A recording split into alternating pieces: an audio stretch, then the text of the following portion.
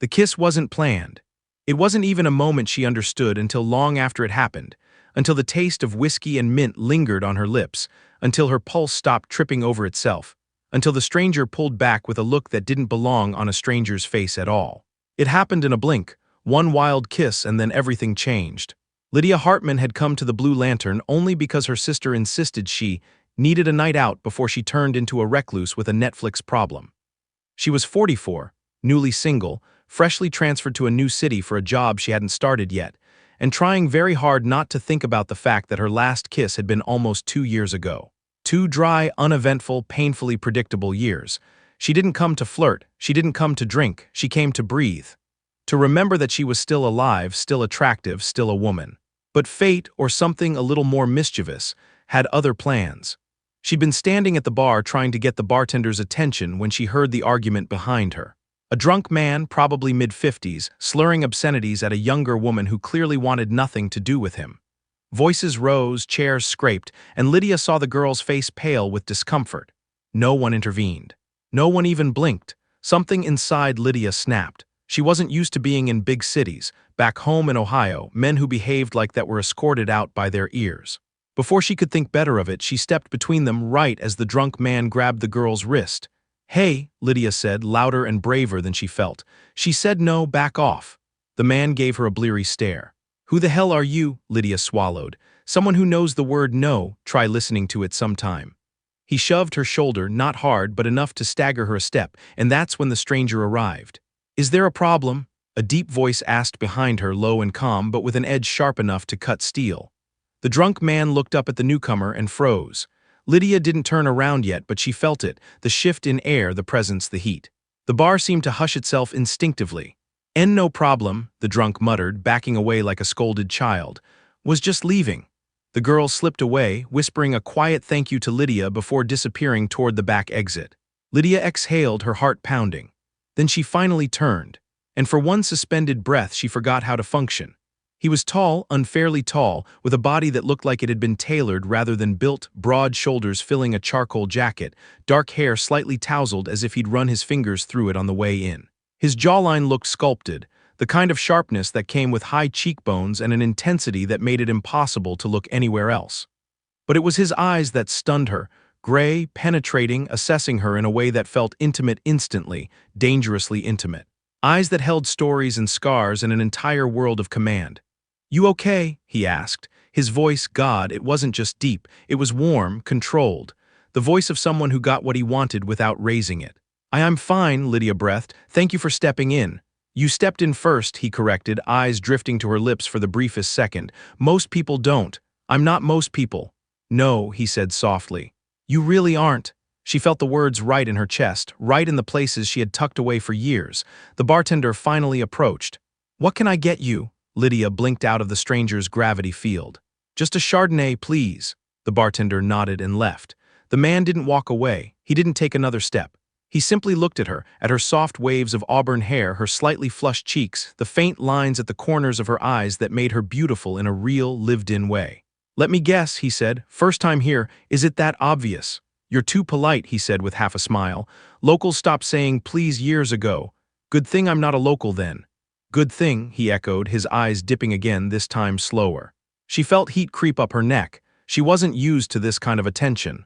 Her ex-husband had been gentle, predictable, steady, but he never looked at her like this. Like she was something captivating. Like he wanted to memorize the shape of her mouth. The bartender returned with her drink and she reached for her wallet. "I've got it," the stranger said, already tapping his card. "You don't have to, I want to." Her fingers brushed his wrist as she reached for her wine. A shock, literal heat, her breath hitched. He felt it too, she saw it in his eyes. A moment too charged, too magnetic, too forbidden. She swallowed hard and stepped back a little, needing oxygen. "Thank you," she prompted gently. He didn't answer. He didn't give his name. Instead, he studied her like he was trying to solve her, trying to understand the fear behind her courage, the exhaustion behind her smile, the loneliness she didn't admit to anyone. And then, without warning, he leaned in. His hand slid to the back of her neck, not forceful, not rushed, but deliberate, asking permission without words. She didn't pull away, she didn't even think to, and then his lips were on hers. Soft for a split second, then warm, then intense.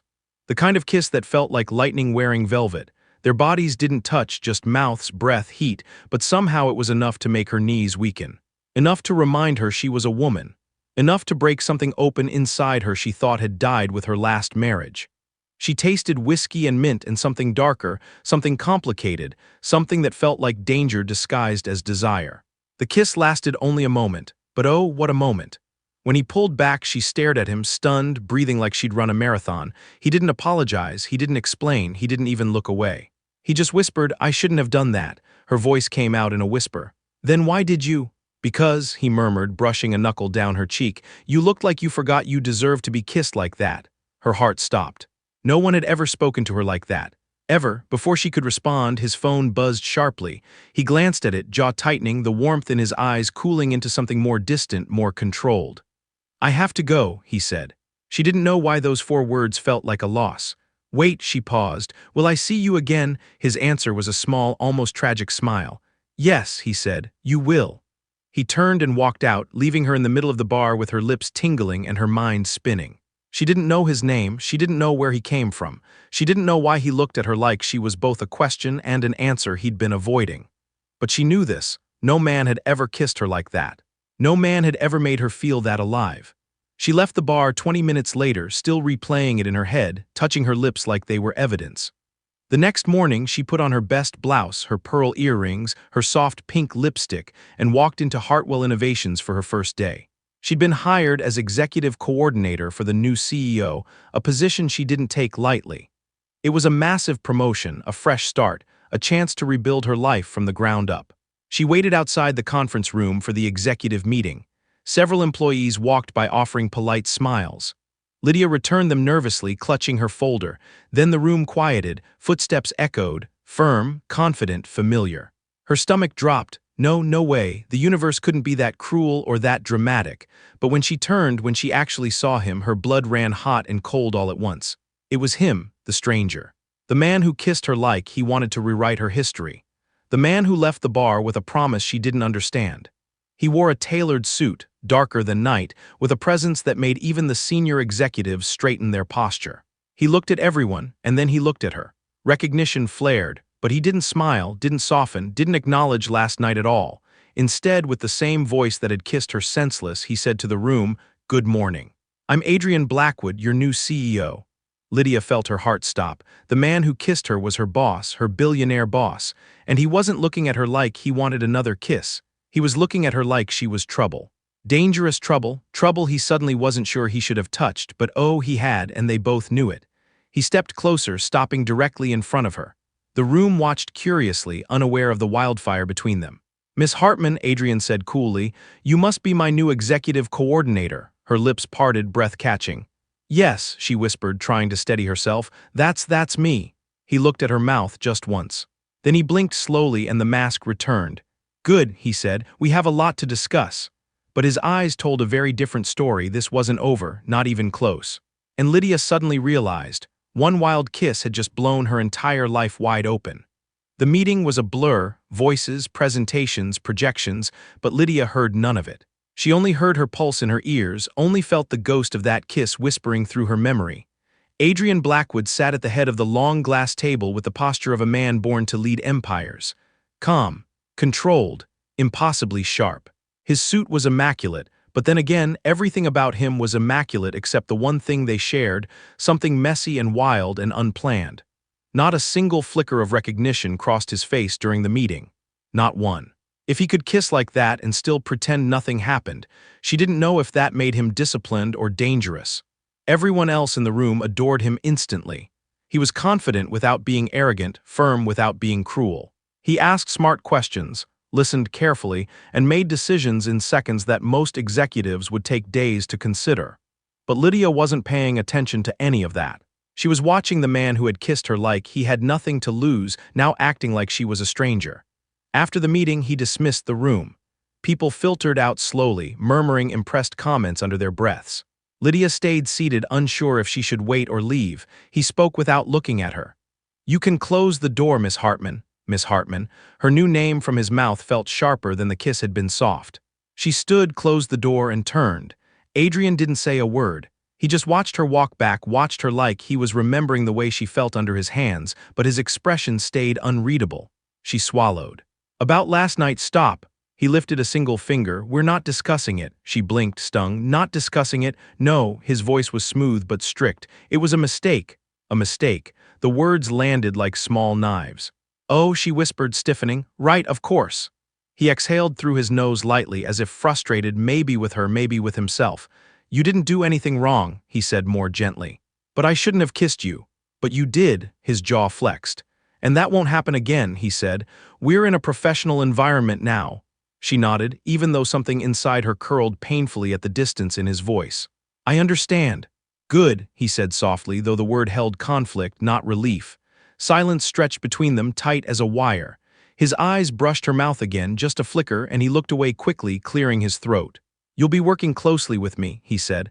My schedule is demanding, my expectations are higher than most, but if you do your job well, you'll grow here fast. She forced a small smile.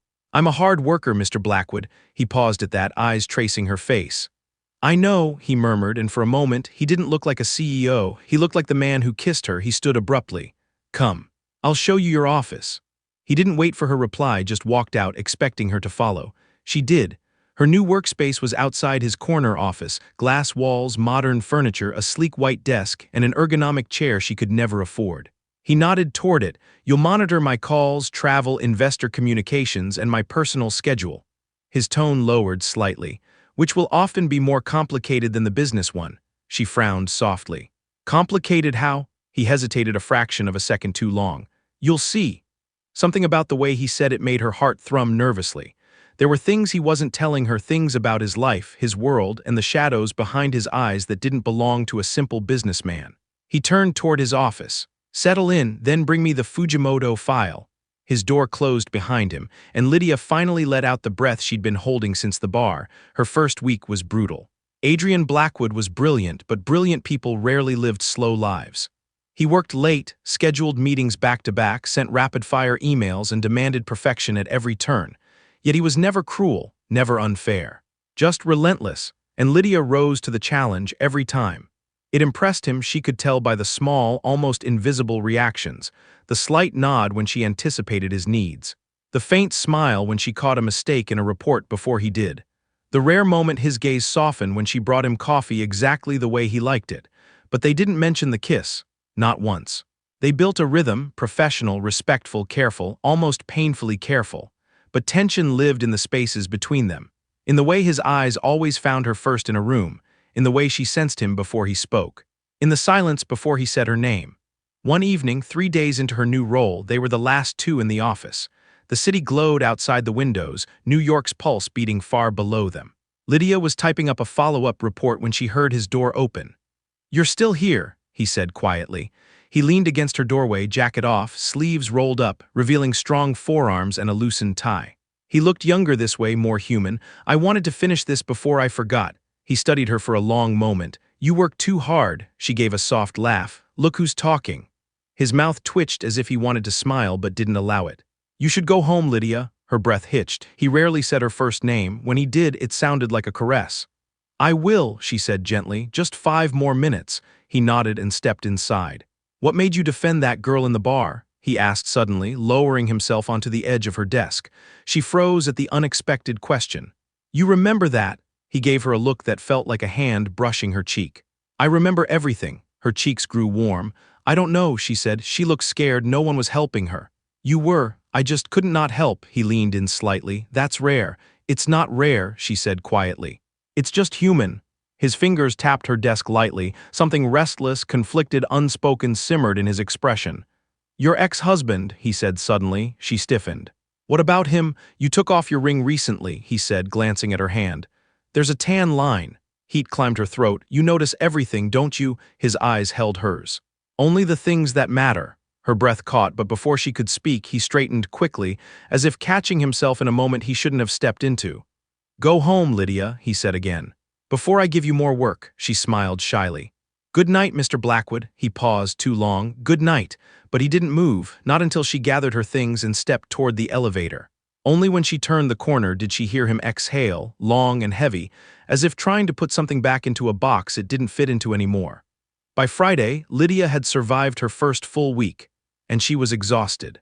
She walked into work hopeful for an easier day. She didn't get one. At 8:30 a.m., Adrian handed her a thick folder. "We're meeting with Caspar Mulbridge at noon." Her stomach dropped.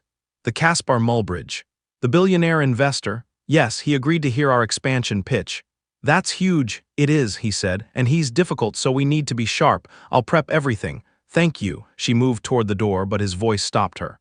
"And Lydia," she looked back, "you're doing excellent work." She felt her chest warm. "Thank you." She left before her smile betrayed how much it meant. The Mulbridge meeting was a storm. Caspar Mulbridge was icy, arrogant, and questioned everything Adrian said. At one point he even turned to Lydia and asked if she actually understood half of what her boss was proposing. Adrian's jaw had tightened.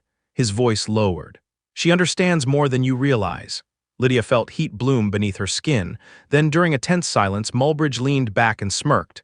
"Blackwood, you used to be more ruthless. What happened to you?" Adrian didn't react outwardly, but Lydia saw the flicker in his eyes, something wounded, something buried. "People change," he said simply. "Not you," Mulbridge laughed coldly. "You were born carved from stone." Lydia watched Adrian's fingers curl ever so slightly on the table. He didn't like the comment, not because it insulted him, but because it hit a truth he was trying to escape. The meeting ended without resolution, leaving Lydia and Adrian walking back to his office in silence. When they entered, he loosened his tie sharply and ran a hand through his hair. "I'm sorry," she said softly. "He was horrible. He's always been horrible," Adrian muttered. "You handled him well."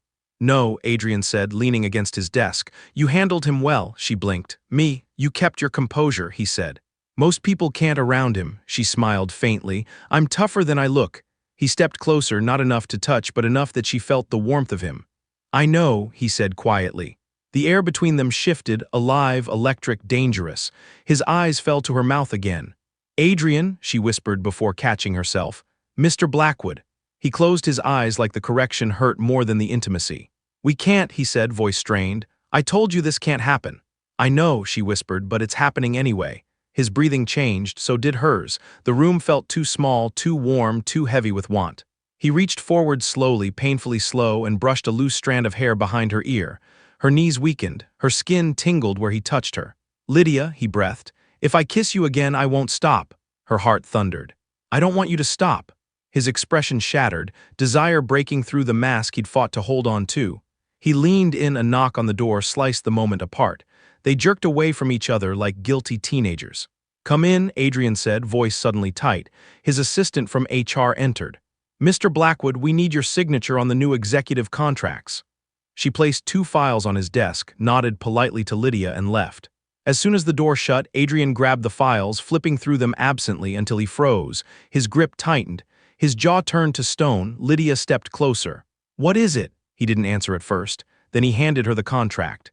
"Look at the name." She read it. Her stomach dropped. Olivia Hartman, her sister. "What?" she whispered.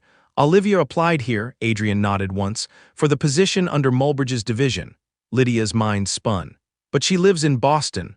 "Not anymore," he said quietly. "She listed your address." Her hand trembled.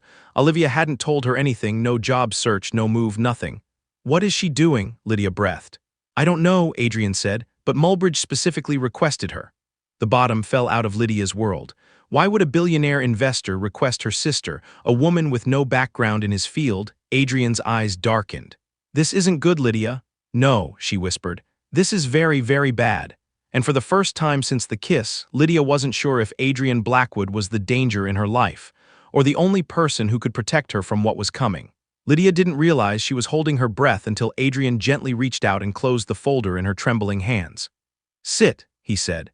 She sank into the chair across from him, stunned, confused, and suddenly painfully aware of the way her heart was pounding, not just from the situation, but from the moment they'd almost crossed a line minutes earlier. He lowered himself into the chair beside her, not behind his desk, not distancing himself, beside her, close enough that their knees almost brushed. "Tell me everything about your sister," he said. Lydia blinked. "Everything, everything," he repeated, eyes steady. "Because something about this doesn't make sense. Mulbridge doesn't hire people on a whim, much less people out of their field." She rubbed her forehead. "Olivia is younger than me, 38. She's complicated." "How?" "She's fun, wild, irresponsible," Lydia admitted. "She's always been the one who gets bored easily. She moves cities like other people change seasons." "And the two of you?" he asked softly. We're close but not the same kind of close we used to be, she sighed. We drift a little more each year. And she didn't tell you anything, he murmured. Nothing, Lydia said, her throat tightening. Not one thing, Adrian leaned back, jaw flexing. Then this wasn't a coincidence. A chill spread across her skin. You think Mulbridge is using her for something? I think, he said slowly, that Mulbridge doesn't request anyone without a motive. What motive could he possibly have involving my sister? Adrian stood abruptly, running a hand through his hair. He looked too tense, too rigid, like he was holding something back. Mulbridge and I have history, he said finally. Lydia's pulse stuttered. What kind of history? The kind that put a shadow in Adrian's eyes. The kind that made him look like the man who'd been warned he was carved from stone.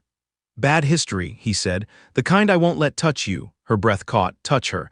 The way he said it, protective, fierce, almost intimate. Adrian, she whispered, tell me what you're not saying. Silence stretched, heavy, suffocating, until he finally spoke. Mulbridge and I weren't just business rivals, Adrian said quietly. He was involved in something years ago, something illegal, something he used other people to hide. And you? I exposed him. Why? Because people got hurt, and I wasn't going to let him ruin anyone else. His voice hardened. Mulbridge has hated me ever since. The pieces clicked together painfully. And now he's targeting my sister, Lydia whispered. Adrian didn't deny it. He didn't have to. He moved closer, kneeling slightly to meet her eye level. This is why I didn't want to get close to you, he said softly. Not because I don't want you, but because men like Mulbridge destroy anything they think I care about. Her breath caught. The meaning wasn't subtle, not even slightly. Anything you care about? She repeated. His jaw tightened. I shouldn't, but I do. Her heart flipped because even if he regretted the kiss, even if he tried to bury the truth, this moment right here didn't lie. He cared deeply. Dangerously, she swallowed hard. So what do we do? He stood and walked back toward his desk, his control snapping back in place. We protect you, he said, and your sister. From Mulbridge, from whatever he's planning. She nodded, though fear trembled inside her. And how do we do that? We start with answers, Adrian said, grabbing his coat. And we get them from your sister. Olivia arrived an hour later, looking exactly as Lydia remembered her: perfect hair, expensive perfume, heels too tall for a corporate interview, and a messy confidence that filled any room she entered. She didn't knock, she burst in. Liddy, she exclaimed, throwing her arms around Lydia tightly. I wanted to surprise you, Lydia froze. Surprise wasn't the right word. Shock, fear, suspicion, those fit better. What are you doing here? Lydia asked, pulling back. I moved, isn't it exciting? Olivia beamed. New York is buzzing and I'm finally taking life seriously. Big job. Big opportunities. Working for Caspar Mulbridge? Adrian asked from behind them. Olivia turned, blinking like she'd just noticed him. Oh, she said with a brilliant smile, you must be Mr. Blackwood. I've heard things. Her tone carried too much flirtation, too much intrigue. Adrian's expression didn't change, flat, cold, dead serious. What exactly have you heard? He asked. Olivia shrugged. Just that you and Caspar go way back. And that he wanted me on his team because I'm a fresh face, whatever that means. Lydia went still. Did he tell you that personally? Well, yes. How? Lydia pressed. Email. Phone? Oh, he showed up at my old job. Lydia's stomach dropped. He came to Boston? Yes, Olivia said lightly. He said he wanted to offer me something unique, and that it would bring me closer to you. I thought it was sweet, Adrian swore under his breath. Lydia felt cold. Olivia, you didn't think that was odd? I mean, a little, Olivia admitted, but he's a billionaire, Liddy. They do eccentric things. This wasn't eccentric, Adrian said sharply. It was targeted. Olivia frowned. Targeted? Why? I'm not special. Yes, Lydia whispered. You're my sister, that's enough. Olivia's smile faded. What's going on? Adrian stepped forward. Mulbridge asked for you for a reason. Tell us everything he said. Olivia's face paled, but she lowered herself into the chair. He said, she hesitated. Go on, Adrian urged. He said that working with him would help heal old wounds. I didn't understand it. I thought he meant you two could make peace. Adrian's face went stone hard. He's using you. Using me how? Olivia whispered. Lydia grabbed her sister's hand gently. He wants leverage against Adrian. Olivia's eyes widened, fear seeping in. Lydia, I didn't know, I swear. I know, Lydia said softly. You didn't do anything wrong. Olivia swallowed and turned to Adrian. If I quit, will that make him back off? No, Adrian said. It might make him push harder. So what do I do? Olivia whispered. Let us handle it, Lydia said. You're staying with me until we figure this out. Olivia nodded, shaken. Adrian added, and I'll place security on both of you. Olivia stared. Both of us? Why both? Because of the kiss. Because of the way Adrian looked at Lydia. Because Mulbridge would know exactly where to strike. Adrian remained silent, but Olivia's gaze flicked between them and she seemed to understand anyway. "Oh," she said softly. "Oh. I see." Lydia's cheeks heated. "It's not like that," she whispered. Adrian stiffened. Olivia smirked faintly through the anxiety. "It looks exactly like that." "Enough," Adrian said firmly. "This isn't a joke." Olivia sobered. "Right." "I'm sorry." Lydia squeezed her hand. "You're safe now." Olivia blinked rapidly as if overwhelmed. "Thank you," she whispered. Adrian nodded once. "I'll call my security chief." He stepped out of the room, leaving the sisters alone. Olivia turned to Lydia. "You like him," Lydia sighed. "Olivia, he likes you too. It's complicated. Everything worth wanting is." Lydia looked down. "I'm scared," she whispered. "This feels bigger than us." Olivia reached over and hugged her. "Then we face it together." For once, Olivia wasn't the careless younger sister. She was steady, grounded, scared, but not running. Lydia held her tightly, relief and fear tangled in her chest. That night, Lydia brought Olivia home to her apartment, a small but warm space with soft lighting and the faint smell of lavender from the candle she always lit after work. Olivia curled up on the couch with a blanket, staring at her phone anxiously. Lydia sat beside her. "Do you want tea?" Olivia nodded. "Anything calming." Lydia stepped into the kitchen. She didn't expect to jump when her phone buzzed on the counter. Adrian, her chest tightened, she opened the message. "Security has been arranged. 2 guards outside your building now. I'll brief you both in the morning." Another message came seconds later. "And Lydia, lock all your doors tonight." Goosebumps climbed her arms. She typed back, "Thank you." She stared at the blinking cursor, then typed again. "Are you safe?" The dots appeared instantly. "I'm always safe." She exhaled, smiling despite everything. Then another message appeared. "But I won't be until I know you are." Her breath caught. She typed, "Good night, Adrian." He didn't let it end there. "Good night, Lydia. Dream something peaceful, not something dangerous." Her heart stuttered. "Why dangerous?" she typed. It was reckless. She typed it anyway. His reply came. "Because whenever I think about you lately, danger is the only word that fits." She felt the world tilt slightly. Her cheeks warmed, her pulse fluttered, her breath tangled in her throat. She typed nothing back. Because anything she said would have been too much. The next morning, Adrian called them both into a private conference room before work hours. The blinds were closed. The door was locked. 2 guards stood outside. He wasn't in a suit today. He wore a dark sweater and black slacks. Less CEO, more something else, something intense and quietly lethal. He pulled a file onto the table. "Mulbridge isn't after Olivia," he said. Lydia froze. "Then why? He's after you." The room tilted. "Me," Lydia whispered. "Why me? I don't even know him." "You know me," Adrian said. Their eyes met, held, burned. Mulbridge wanted leverage over Adrian. Over the man who had kissed her like she mattered. Over the man who had protected her. Over the man who kept trying and failing to keep his distance. Olivia whispered, "Lydia, I'm so sorry, I thought." "It's okay," Lydia said, voice shaking. "No," Adrian stepped closer to Lydia. "It's not okay, but it will be." She stared up at him. "How can you be so sure?" He didn't touch her. He didn't have to. The air around them vibrated with something powerful and raw. "I will not let anything happen to you," he said, voice low. "Not now, not ever." Lydia swallowed, her eyes burning. "Adrian, this is too much. You don't have to." "I do," he said. The room fell silent. Olivia looked between them and whispered, "The kiss wasn't a mistake, was it?" Lydia's breath hitched. Adrian's jaw tightened. And then, "No," he said quietly, his eyes on Lydia. "It wasn't." Her chest ached with something warm and terrifying. Olivia exhaled softly. "Then what happens now?" Adrian turned to her. "Now we figure out exactly what Mulbridge wants." He paced, restless, hands clenched, looking like a man preparing for war. "Mulbridge has motives, patterns. Weaknesses," Adrian's eyes sharpened. "But he also has one fatal flaw." "What flaw?" Lydia whispered. Adrian stopped right in front of her. "He underestimates me." Lydia sucked in a breath. He was close, too close. The kind of close where her heartbeat was a sound between them. "Adrian," she whispered. His hand lifted, slow, hesitant, but he didn't touch her. He hovered, as if touching her would shatter something he was barely holding together. "I will protect you," he said softly, "but I need you to trust me." "I do trust you." His eyes darkened. "Then we're not done." Her breath tangled. "Not done with what?" His voice dropped to a whisper. "With anything." Something inside her broke open, something fragile and fierce and years starved of this kind of connection.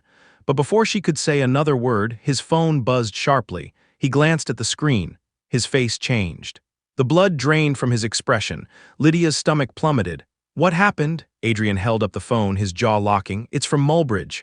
The message was chillingly simple, a picture taken from across the street, Lydia. Walking into her building last night, alone, and the caption, "Nice kiss you had the other night, let's see what else she's worth." Lydia's breath collapsed. Olivia gasped. Adrian's eyes turned from gray to ice. And in that moment, he wasn't just a CEO, he wasn't a billionaire, he wasn't the man who kissed her, he was a storm, controlled, silent, deadly. He looked at Lydia with a promise that wasn't spoken because it didn't have to be. Mulbridge had crossed a line, and Adrian Blackwood was going to burn down the world before he let him touch her again. Lydia stared at the picture on Adrian's phone, her breath frozen in her chest, her walking home. Completely unaware she was being watched, Olivia clamped a hand over her mouth. "Oh my God," Lydia's knees buckled, and Adrian caught her by the arms before she could fall. "It's okay," he said, voice too calm to be anything but controlled rage. "I have you." He guided her into a chair, crouching in front of her. "Look at me," he whispered. She forced herself to meet his eyes, gray, steady, burning. "I won't let anything happen to you," he said again, slower, stronger, "but I need you to breathe." She inhaled shakily. "That's it," he murmured. Again. She did. Her lungs trembled, but she breathed. Olivia paced behind them, frantic.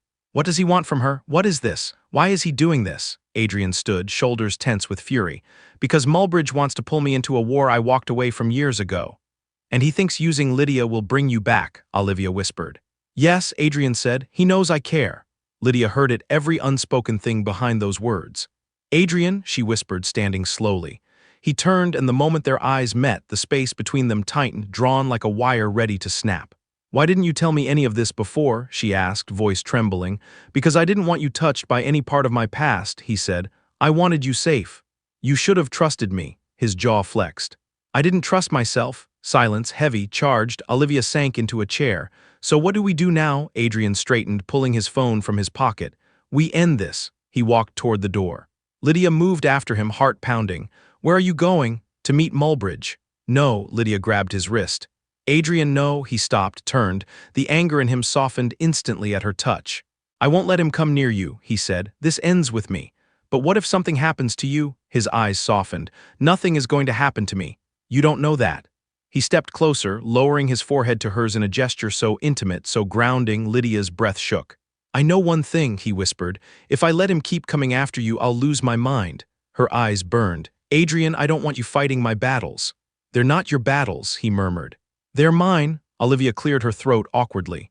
"Okay, I'm right here, guys." Adrian exhaled and stepped back reluctantly. "Stay together, don't leave this building, security is outside." Lydia grabbed his arm again. "Adrian, please. Let me come with you." "No," he said firmly, "it's not safe. Neither is watching you walk into danger alone." His expression broke, just a flicker, but enough to show the war inside him. "That's exactly why you can't come," he said quietly. "I can't protect you and face him at the same time." She hated that he was right. "Please," she whispered one last time. His hand slid along her jaw, thumb brushing her cheek in a soft, tortured caress. "This ends tonight," he said, "and when it does, I'll come back to you." Her heart twisted. "You promise?" "I've never promised anyone anything," he said. "But I promise you." He turned and walked out before she could say anything more. As the door shut behind him, the air felt colder, like all the warmth left with him. Adrian didn't go to Mulbridge's office. Mulbridge wasn't stupid. He wouldn't be somewhere predictable. He'd be somewhere symbolic, and Adrian knew exactly where. The old towers on Riverside, the ones he and Mulbridge once tried to buy together before everything fell apart. Before the scandal, before the betrayal, before the truth. The building was empty now, scheduled for demolition, hollow and echoing like a monument to their ruined alliance. Adrian found him on the 18th floor, staring out at the river with a cigarette between his fingers. "You came," Mulbridge said without turning. "You left me no choice." Mulbridge chuckled darkly. "You always had a choice, Blackwood. You chose the wrong one." Adrian stepped closer. "You stay away from Lydia." Mulbridge raised a brow. "I knew her name would bring you running. You really do care about her, don't you? Must be nice finding something soft, something fragile." Adrian's fists clenched. "Don't talk about her." "Why?" Mulbridge smirked. "She's lovely. Braver than most, and so beautifully breakable." Adrian lunged, but stopped inches from him. He didn't hit him, he didn't choke him, he didn't fall into the trap. "I'm not here to fight you," Adrian said through clenched teeth. "I'm here to end this." "That's the thing," Mulbridge said, flicking ash onto the floor. "This doesn't end until I say it ends." "What do you want?" Mulbridge turned fully, eyes cold. "Reputation, revenge, power. Everything you stole from me. I didn't steal anything." "You exposed me," Mulbridge roared, stepping forward. "You ruined my deals, my name, my empire." "You were hurting people," Adrian snapped. "I wasn't going to let it continue." "You betrayed me." "I saved lives." Mulbridge sneered. And now you think saving her will redeem you? Adrian's eyes hardened. This has nothing to do with redemption. Mulbridge's smile turned reptilian. Oh, but it does, because if you care for her, you're vulnerable, and if you're vulnerable, I win. Adrian's jaw tightened. You won't touch her. Mulbridge reached into his coat pocket. Adrian's heart stopped. But instead of a weapon, Mulbridge pulled out his phone. A picture. A second one, Lydia, sitting on her couch, taken through her window the night before. Adrian saw red. If you go near her again, Adrian said, voice low and lethal, I won't walk away this time. Mulbridge stepped closer. You think you scare me? No, Adrian said, I think you've already lost. Because the moment you dragged her into this, you gave me something worth destroying you for. Mulbridge's smirk faltered, just slightly. Adrian noticed, and it was the crack he needed. You're desperate, Adrian said. That's why you went after Olivia, that's why you sent pictures, you want me rattled, you want me emotional, you want control. Mulbridge's eyes darkened. But guess what? Adrian stepped closer. You miscalculated. How? Adrian leaned in. Because threatening me never worked, he whispered. But threatening her is the last mistake you'll ever make. Mulbridge flinched, a small, barely visible reaction, but Adrian saw it. He held the upper hand now. I've already sent your messages and the photos to my legal team, Adrian said. Harassment, stalking, blackmail, the moment I walk away, the charges hit. Mulbridge's face twisted. You wouldn't dare. I already did. Mulbridge lunged forward, grabbing Adrian's lapel. I will destroy you. No, Adrian said softly, stepping back. You already destroyed yourself. Mulbridge froze. Adrian's phone buzzed, a message. From his legal head, evidence filed, it's done. Adrian lifted his gaze. This is over. Mulbridge stared at him, breathing hard, fury collapsing into something hollow and broken. You'll regret this, Mulbridge whispered. No, Adrian said calmly. I'll protect her and I'll finally walk away from you. Mulbridge snarled but didn't move when Adrian turned. Adrian didn't look back, he didn't need to. Mulbridge's empire was gone, his power was gone. His leverage was gone, and Lydia was finally safe. At least from Mulbridge, but the danger inside Adrian, the feelings he'd tried so hard to bury, those were another story. Back at Lydia's apartment, she paced the living room while Olivia watched from the couch. He should have been back by now, Lydia whispered. You're freaking out. I am not freaking out. You are very much freaking out. Lydia sat down, heart pounding. What if something happened? Lydia, Olivia said softly, he promised he'd come back. That doesn't guarantee anything. It does, Olivia said, because he didn't promise lightly. He looked at you like you're the only thing in his universe. Lydia's cheeks warmed despite everything. Olivia, no, listen. Olivia took her hand. I've seen you with men, I've seen you married. And I've never seen you like this. Like what? Alive, Lydia's breath trembled. I'm scared. I know. They sat in silence until a knock, 3 soft, firm taps. Lydia jumped to her feet. She didn't need to ask who it was. She felt him, she opened the door. And there he was, Adrian Blackwood, alive, unhurt, breathing hard like he ran up the stairs instead of waiting for the elevator. Eyes blazing the moment he saw her. Before she could form a word, he cupped her face and kissed her. Not like the first kiss, wild and impulsive. Not like the almost kiss in his office, restrained and tortured. This kiss was everything he couldn't say in words. Fierce. Desperate, relieved, possessive, full of a man who'd held back too long and was done holding anything back. Lydia melted into him, fingers clutching his shoulders, lips parting as he deepened the kiss. His arms wrapped around her waist, pulling her against him fully. Her heart crashed into his chest, matching his furious rhythm. When he finally broke the kiss, he rested his forehead against hers, breath trembling. It's over, he whispered. He's done. Tears slipped down her cheeks, relief, fear, joy, everything tangled. You're okay, she whispered. Yes, he brushed her tears away. Are you? I am now. He kissed her again, softer this time, tender, devastating. Olivia cleared her throat loudly from the couch. Are we done, or should I go take a walk around the block? Lydia laughed through her tears. Adrian glanced back. We're done. Olivia smirked. You're not done. But I'll pretend anyway. Adrian turned back to Lydia, voice lowering. Can we talk? Alone? She nodded. They stepped into her bedroom and closed the door gently. Adrian took her hands. I need you to know something, he said. Mulbridge isn't coming back. Legally, financially, publicly, he's finished. Lydia exhaled shakily. Thank God. But that's not what I need to tell you, he said. She looked up at him. His eyes were no longer cold, no longer guarded. They were bare, raw, real. The reason he came after you, Adrian whispered, is because I let myself care about you more than I should. Her breath caught. And tonight I realized something. His thumb brushed her knuckles. I'm done pretending I don't feel what I feel. Lydia's heart hammered. "What do you feel, Adrian?" He stepped closer until her back met the wall and his body hovered inches from hers. "I feel everything," he said. "I want you. I care for you, I think about you when I shouldn't, I worry for you more than I've ever worried for anyone." His voice dropped to a whisper, "And the thought of losing you tonight terrified me." Her lips parted, breath trembling. "Adrian," he leaned in, brushing his nose against her softly. "You deserve someone who doesn't run," he whispered. "Someone who doesn't hide, someone brave enough to love you out loud." "And are you that man?" she whispered. He closed the tiny distance between them, lips grazing hers. "I want to be," he breathed, "if you'll let me." Her hand slid into his hair. "I already have." His mouth crashed onto hers again, deep, slow, hungry. This time the kiss wasn't wild or stolen. It was a beginning. His hands cupped her face, then her waist, pulling her close. She felt his warmth, his strength, his need, no more distance, no more restraint. He kissed her like a man starved. She returned it like a woman finally awake. When they broke apart, he rested his forehead on hers again. "I'm yours if you want me," he whispered. She smiled softly. "I want you." He kissed her slow, reverent then. "Come with me," he murmured. "Not now, not tonight, but come with me, let me be in your life, not just in moments, but for real." Lydia didn't hesitate. "Yes." Adrian exhaled shakily, pulling her into his arms, burying his face in her neck. And for the first time in years, Lydia felt whole, safe, wanted, loved. Mulbridge's fall made headlines the next week. Olivia started over cleanly, finally steady, with Lydia beside her. And Adrian. Adrian Blackwood didn't just keep his promise. He kept every promise after. He showed up. Every day, every night, every moment, no more distance, no more walls, no more pretending. He kissed her every morning before work. Held her at night. Made her laugh, real, deep belly laughs she hadn't had in years. Learned her favorite wines, favorite songs, favorite quiet moments. He let her into his life. All the shadows, all the broken pieces. All the unspoken things. And Lydia, she didn't fix him, she loved him. And that was enough. Months later, on a warm summer night, as the city lights shimmered below them, Adrian wrapped his arms around Lydia on his penthouse balcony. "You know," he murmured into her hair, "the night I met you, I wasn't looking for anything." She smiled softly. "Neither was I." He turned her toward him and kissed her forehead.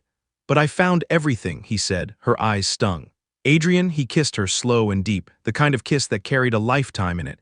A kiss that didn't feel wild or impulsive. A kiss that felt like home. And Lydia realized one wild kiss didn't start chaos in her life. It started her future, with the stranger who wasn't a stranger at all, with the man who turned out to be her billionaire boss, with the man she now loved, completely, fearlessly, forever.